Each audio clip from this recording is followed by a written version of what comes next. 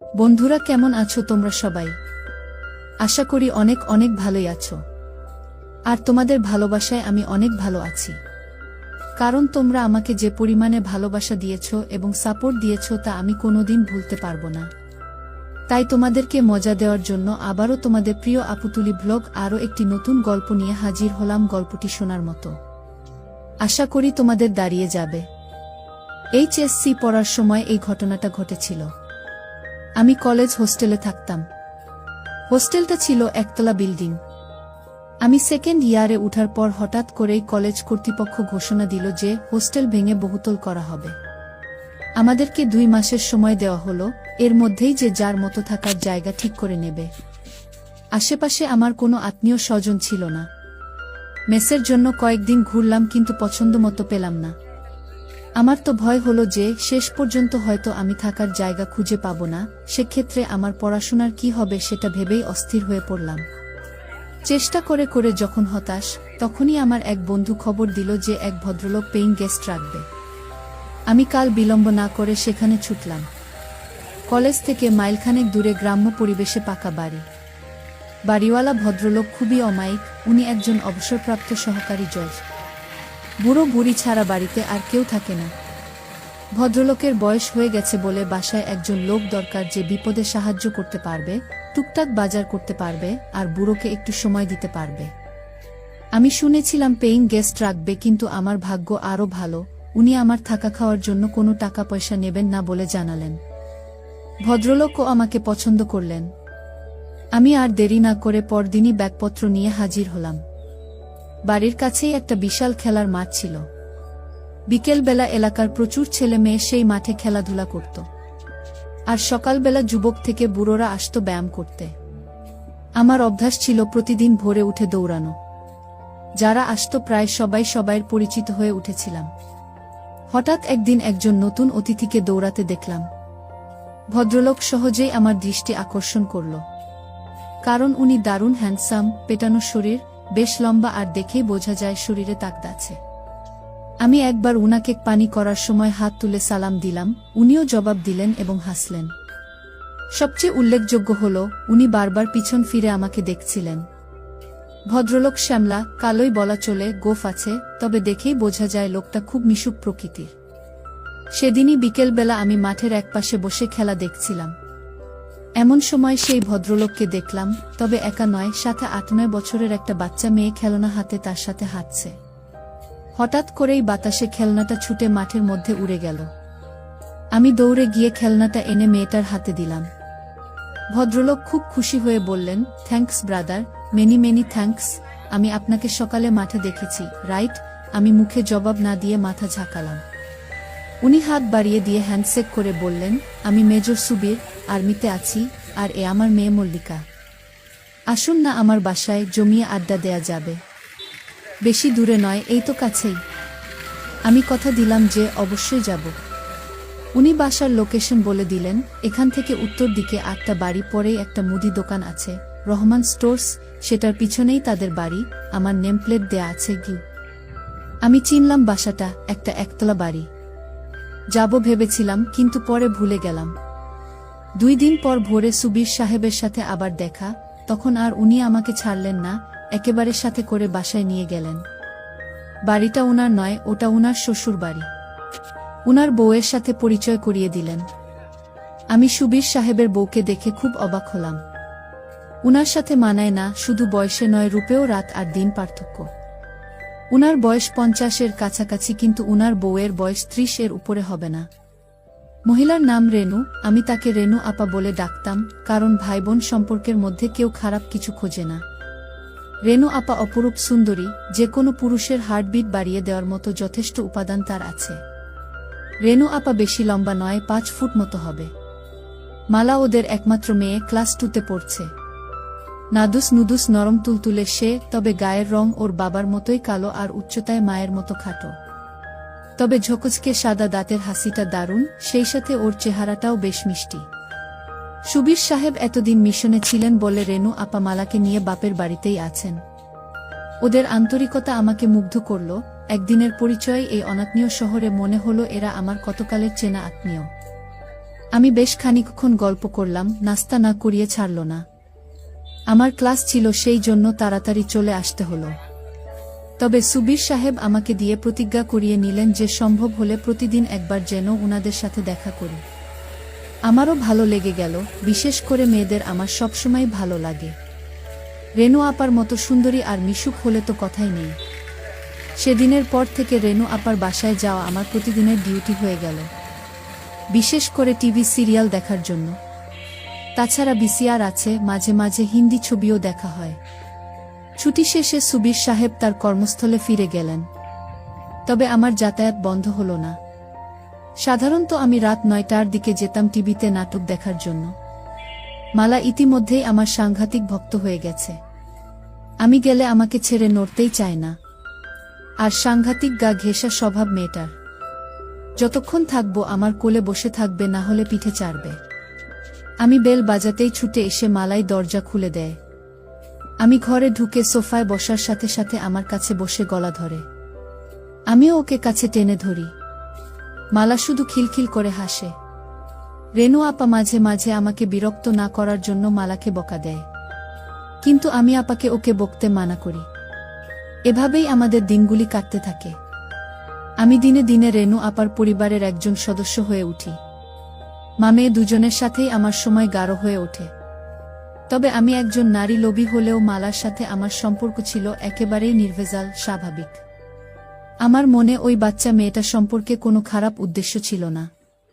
এমনকি রেনু আপা একটা আইটেম হলেও আমি তাকে খুবই সম্মানের চোখে দেখতাম। এক কথায় ওই পরিবারের সাথে আমি একেবারেই সুস্থ স্বাভাবিক একটা সম্পর্ক গড়ে তুলতে চেয়েছিলাম। কিন্তু আমার দুর্ভাগ্য আমাকে সেটা হতে দিল না। জানি না কেন, আমি যেখানেই যাই সেখানেই কোনো মেয়ে মানুষের সাথেই আমার সম্পর্ক সঠিক পথে থাকে না। এখানেও থাকলো না। 4 মাস পরের কথা। তখন শীতকাল এসে গেছে। আমি সচরাচর বাসায় লুঙ্গি পরি এবং রেনু আপার বাসায়ও লুঙ্গি পরেই যাই। শীতের জন্য কয়েকদিন হলো গায়ে একটা চাদর জড়াচ্ছি।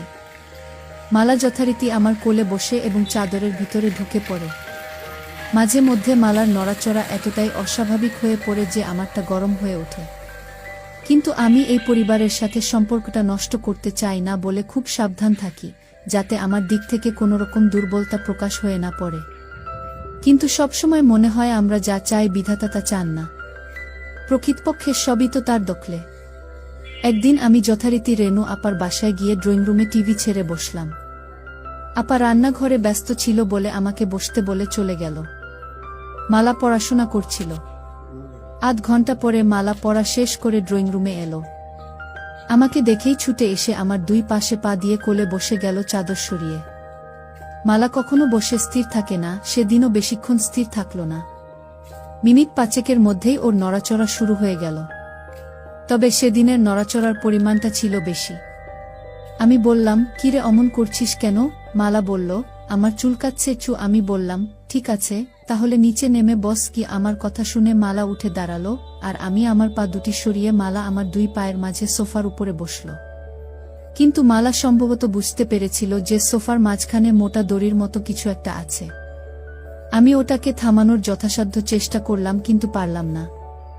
ওর কানের কাছে ফিসফিস করে ধমকে উঠলাম, এই মালা, কি হচ্ছে এসব? ছাড় বলছি। কি? মালা তখন বলল, ছাড়বো না। তুমি শক্ত বানালে কেন? ছাড়বো না। কি করবে? আমি এবারে অন্য পথ চেষ্টা করলাম। বললাম, আপা দেখলে কিন্তু জবাই করে ফেলবে। মালা হেসে বলল, মামনি রান্নাঘরে তোমার জন্য পোলাও মাংস রাঁধছে, এদিকে আসবে না? গিয়ে আমি বললাম, তবুও এসব ভালো না। লক্ষ্মী মামনি ছাড়ো। মালা আরো জোরে ধরে বলল, না ছাড়বো না, আমার ধরে থাকতে ভালো লাগতেছে। আমার ধৈর্যের বাঁধ ভেঙে গেল, মাথার মধ্যে গোলমাল হয়ে গেল, আমার হিতাহিত জ্ঞান লোপ পেয়ে গেল।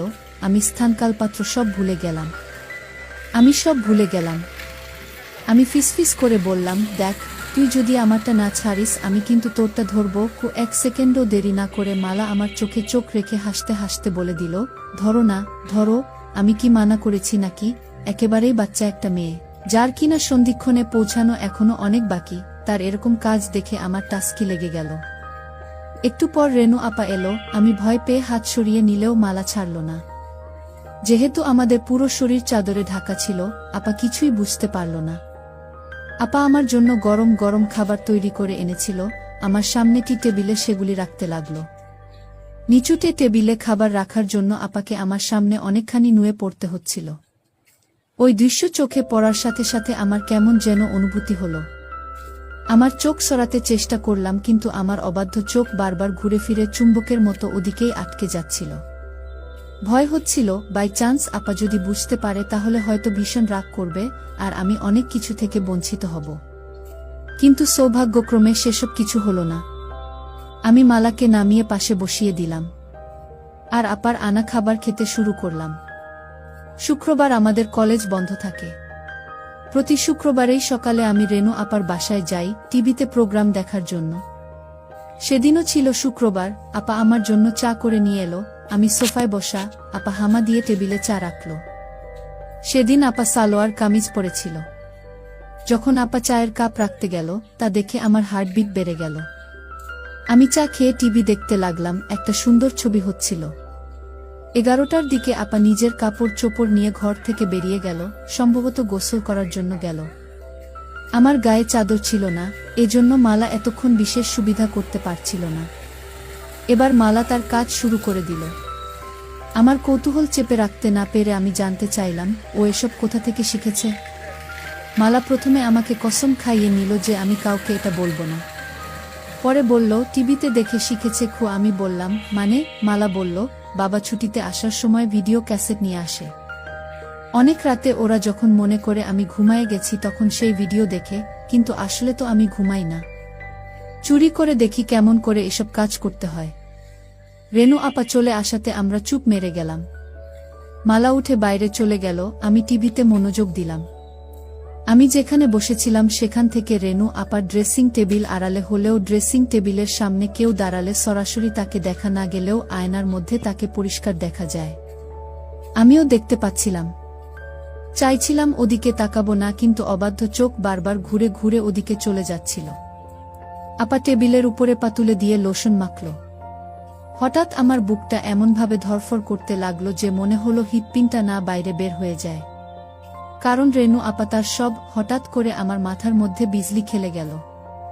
মালার বলা কথাগুলো মনে পড়ে গেল। আমি রেনু আপার কার্যকলাপের মধ্যে পরিষ্কারভাবে অন্য কিছুর স্বাদ পেলাম, আর তার টার্গেট আর কেউ নয়, আমি। মুখে ভাই ডাকলেও তার আসল উদ্দেশ্য অন্য। মালার কথায় বুঝতে পেরেছি যে কোনো কারণেই হোক সুবীর বাবু কাজ করতে অক্ষম। সেক্ষেত্রে আপার কাতর হওয়াটাই স্বাভাবিক। কিন্তু মালার সাথে আমি যেভাবে আটকে গেছি তাতে মামে দুজনকেই। না না, সেটা সম্ভব নয়।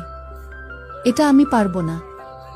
সিদ্ধান্ত নিলাম, হয় মালা না হয় আপা থেকে আমাকে দূরে থাকতে হবে। সেদিনের মতো আমি দ্রুত আপার বাসা থেকে চলে এলাম। পরের 2-3 দিন ইচ্ছে করেই আমি আপার বাসায় গেলাম না। পরের দিন বিকেলবেলা যখন আমি গেলাম আপা খুব রাগ করল। আমি অজুহাত দেখালাম যে সামনে পরীক্ষা, সেজন্য আসিনি, আর তাছাড়া আমার বাড়িওয়ালা আর তার বউ একটা নিমন্ত্রণ খেতে গেছে 3-4 দিনের জন্য, তাই বাড়ি ছেড়ে আসতে পারেনি। আমি সেদিনও তারা দেখালাম যে আমি বাড়িতে একা আছি, তাই বেশিক্ষণ থাকা যাবে না, চুরি টুরি হতে পারে, আমাকে তাড়াতাড়ি ফিরতে হবে। আপা সব অক্টে বিশ্বাস করল। আসলে বাড়িওয়ালা সেদিনের জন্য দাওয়াত খেতে গেছিল। আমি এদিকে মালার সান্নিধ্য মনে প্রাণে চাইছিলাম। আর তাছাড়া এ কয়দিন মালাকে নিয়ে হাত দিয়ে কাজ চালিয়েছি। চোখের দেখা দেখিনি, তাই এটাই সবচেয়ে বড় সুযোগ। বাড়িতে আমি একা। মালাকে সাথে নিয়ে যাওয়ার কথা বলতেই আপা রাজি হয়ে গেল। মালাও বোধ হয় এটাই চাইছিল, সেও খুশি মনে আমার সাথে চলে এলো। বাড়িওয়ালা দাওয়াত খেতে গেছে, আসবে সেই গভীর রাতে। আমি মালাকে ঘরে নিয়ে দরজা বন্ধ করে দিলাম। আগেই মালার জন্য কিছু চকলেট এনে রেখেছিলাম, সেগুলি ওকে দিয়ে আমি শুয়ে পড়লাম। মালা আমার উপর মাথা রেখে চকলেট খেতে লাগলো। মালা বলল, এই চকলেট মিষ্টি না, দেখি আমার আসল চকলেট খাই। সকল কাজটাজ সেরে আমি খুশি মনে মালাকে বাসার গেট পর্যন্ত এগিয়ে দিলাম। যাওয়ার পথে মালাকে বললাম যে আমি পরীক্ষার পড়া নিয়ে কয়েকদিন ব্যস্ত থাকব, তাই ওদের বাসায় যেতে পারবো না। আমার মাথায় আরেক ফন্দি এলো, তাই মালাকে বললাম, যদি পারিস তুই নিজেই সকালে চলে আসিস। সত্যি আমি 3-4 দিন না যাওয়াতে এক ভোরে মালা এসে হাজির। আমি ওকে নিয়ে বাড়ির পিছনের সবজি খেতে গিয়ে বসলাম। ওখানে সকালের রোদটা লাগে আর জায়গাটা নির্জন, সচরাচর ওদিকে কেউ যায় না। আবার দুজনে মিলে কাজ শুরু করে দিলাম। বেশ শান্তি পেলাম আজ। ঠিক পরে দিন মালা একটা দুঃসংবাদটা দিল। সুবীর বাবু কোয়ার্টার পেয়েছেন, মালারা খুব শীঘ্রই ঢাকায় চলে যাচ্ছে। মালা খবর দিল যে রেনু আপা আমাকে দেখা করতে বলেছে। আমি দ্রুত রেনু আপার সাথে দেখা করলাম। আপা আমাকে তার স্বামীর লেখা চিঠি পড়তে দিল। সুবীর বাবু আসতে পারবেন না, তাই আমাকে অনুরোধ করেছেন মালা আর আপাকে ঢাকার গাড়িতে উঠিয়ে দেওয়ার জন্য। রেনু আপার সকল প্রস্তুতি আগে থেকেই নেওয়া ছিল। আমাকে পরের দিনের টিকিট আনতে বলল। আমি পরের দিনের ট্রেনেই আপা আর মালাকে তুলে দিলাম। আমার কেন যেন মনে হলো আপা আমার উপর রাগ করেই তাড়াহুড়ো করে চলে গেল। অনার্স করার পরে পারিবারিক জটিলতার কারণে আমার আর গতানুগতিক লেখাপড়া করা সম্ভব হচ্ছিল না। তাই বিদেশ যাবার উদ্দেশ্যে কর্মমুখী শিক্ষা নেয়ার জন্য ঢাকার একটা বড় নামকরা শিক্ষায়তনে ভর্তি হলাম। এক বন্ধুর সাথে মেসে থাকতাম। ঢাকায় আসার পর থেকেই রেনু আপা আর মালার সাথে দেখা করার এক অদম্য আগ্রহ থাকলেও ইনস্টিটিউটের কঠিন নিয়মকানুনের জন্য হয়ে ওঠেনি। কারণ সকাল 7টা থেকে দুপুর 2টা পর্যন্ত ক্লাস করতে হতো, তারপরে মেসে ফিরে পরের দিনের হোমওয়ার্ক করতে হতো, সপ্তাহে শুধু শুক্রবারে ছুটি থাকত। বেশি ছুটি পেলেই বাড়িতে যেতে হতো টাকার জন্য, এসব কারণে আর হয়ে ওঠেনি। সবচেয়ে বড় সমস্যা হলো রেনু আপাদেরকে তো খুঁজে বের করতে হবে, আমি সুবীর বাবুর ঠিকানা জানি না। আর সে কাজের জন্য যথেষ্ট সময় দরকার, যেটা আমি কোনোভাবেই ম্যানেজ করতে পারছিলাম না। হঠাৎ করেই ইনস্টিটিউট 2 সপ্তাহের জন্য বন্ধ হয়ে গেল। আমি বাড়ি যাওয়া বাদ দিয়ে মালাদের খুঁজে বের করার জন্য মনস্থির করলাম। মনটা বড়ই আওলা লাগতেছিল। আমি ছুটির কথা বন্ধুকে বললাম, কিন্তু বাড়ি যাব না সেটা বললাম না। পরের দিন বন্ধু কাজে বেরিয়ে যাওয়ার সময় শুধু জানালাম আমি হয়তো বাড়ি চলে যেতে পারি। প্রথমেই গেলাম ঢাকা সেনানিবাস অফিসার্স কোয়ার্টার্স এলাকায়। ঢুকতেই গার্ডদের বসার রুম, সেখানে জিজ্ঞেস করে জানতে পারলাম সুবীর বাবু অনেক আগে কোয়ার্টারে থাকতেন। পরে তিনি মিশনে বিদেশ চলে যান। বিদেশ থেকে ফিরে ঢাকায় বাড়ি কিনেছেন, উনার পরিবার সেই বাড়িতেই থাকে। কিন্তু তারা সেই বাসার ঠিকানা দিতে পারল না, তবে আমাকে আর্মি হেডকোয়ার্টারে খোঁজ নেবার পরামর্শ দিল। আমি সোজা হেডকোয়ার্টারে গিয়ে খোঁজ নিলাম। সুবীর বাবুর প্রমোশন হয়ে এখন তিনি লেফটেন্যান্ট কর্নেল, বাসার ঠিকানা পাওয়া গেল। আমি কোনো দ্বিধা না করে সোজা চলে গেলাম মিরপুরের সেই বাসায়। সহজেই পাওয়া গেল, নম্বর মিলিয়ে 6তলা বিল্ডিং এর সামনে যেতেই বসবাসকারীদের নেমপ্লেট চোখে পড়ল, সেখানে সুবীর বাবুর নামও আছে। আসলে সুবীর বাবু বাড়ি নয়, ফ্ল্যাট কিনেছেন। নামের পাশেই ফ্ল্যাটের নাম্বার দেয়া। 4 তলায় সুবীর বাবুর ফ্ল্যাট। 4 তলায় গিয়ে সুবীর বাবুর নাম লেখা দরজার বেল চাপতেই ভিতর থেকে আওয়াজ পেলাম, কে? জবাব না দিয়ে দাঁড়িয়ে রইলাম। কিছুক্ষণ পর দরজা খুলে গেল। মালাকে চিনতে একটু কষ্টই হলো, রাস্তায় দেখলে চিনতে পারতাম না। চেহারার আদলটা আছে, আর সব কিছু পাল্টে গেছে। বেশ লম্বা আর একটু মোটা হয়েছে মালা। আমাকে দেখেই চোখ কপালে তুলে একটা চিৎকার দিল, ও মাম্মি দেখো কে আসছে।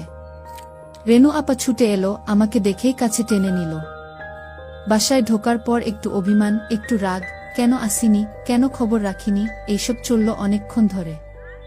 বিকেলে সুবীর বাবু ফিরেও এক চোট বকা দিলেন।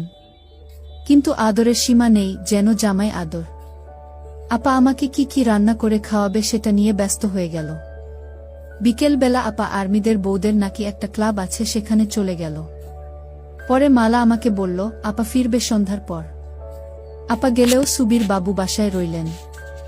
সেদিন আর মালাকে একা পেলামই না। তবে চোখে চোখে আমাদের অনেক কথা হয়ে গেল। এভাবে একটা দিন গেল। এতদিন পরে এলেও মালার মাঝে আমার জন্য ব্যাকুলতা দেখে ভালো লাগলো।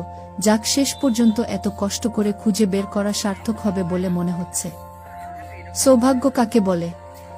পরদিন সকালে অফিসে যাবার ঘণ্টাখানেক পর বাসায় ফিরে সুবীর বাবু ঘোষণা দিলেন উনাকে এক্ষুনি বান্দরবান ছুটতে হবে, ওখানে কি যেন একটা ঝামেলা হয়েছে। আধা ঘন্টার মধ্যে নিচে গাড়ি এসে হর্ন দিল, উনি চলে গেলেন। যাবার আগে আমাকে অনুরোধ করে বলে গেলেন আমি যেন উনি না ফেরা পর্যন্ত না যাই। মনে মনে বললাম আমিও তো সেটাই চাই। মালা সকালে স্কুলে গেছে, আসবে 2টার দিকে। বাসায় আমি আর রেনু আপা একা, আপা রান্নাঘরে ব্যস্ত রান্না নিয়ে। রান্না শেষে আপা আমাকে গোসল করে নিতে বলল। আমি গোসল থেকে বের হলে আপা গেল গোসল করতে। এ ফ্ল্যাটে গেস্ট রুম আছে, কাজেই আপা বেডরুমে আর আমি গেস্ট রুমে। টেবিলে খাবার দেবার সময় খেয়াল করলাম আপার লোভী চোখ আমাকে কেবল দেখছে আর দেখছে, যেন গিলে খাবে।